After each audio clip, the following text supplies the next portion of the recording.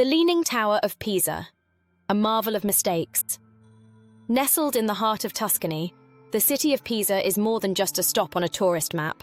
Once a powerful maritime republic, Pisa has a rich history, elegant architecture, and a legacy of science and art.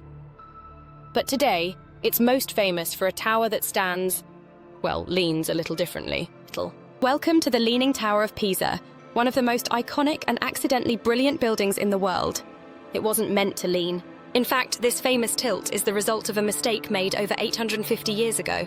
Construction began in 1173 as part of a grand cathedral complex known as the Piazza dei Miracoli, or Square of Miracles.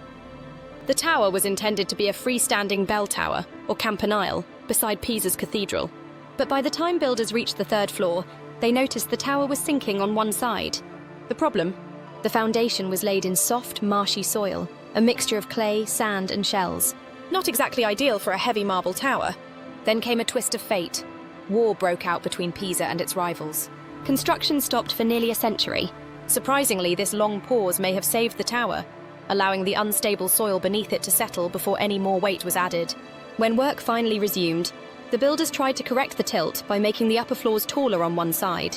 This gave the tower a curious banana-like curve and a lean that continued to grow. The tower was finally completed in 1372, almost 200 years after it was started.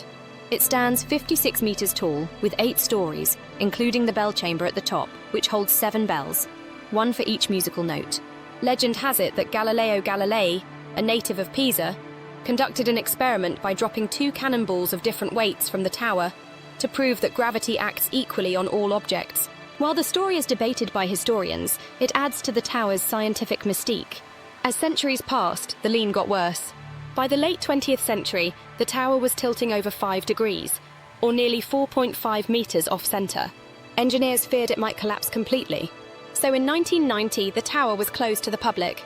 Over the next decade, experts carefully removed soil from beneath the higher side, added counterweights, and stabilized the foundation. Their efforts were a success. By 2001, the tilt had been reduced to a safer angle, and the tower reopened to the public. Today, the Leaning Tower of Pisa draws more than 1 million visitors each year.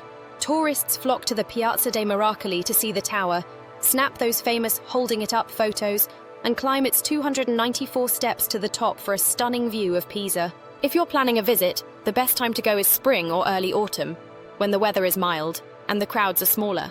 Just be ready for a bit of a workout if you plan to climb the stairs. They spiral upwards at a definite slant, a tower that was never meant to lean, but became legendary because it did. The Leaning Tower of Pisa is a brilliant example of how imperfection can become inspiration.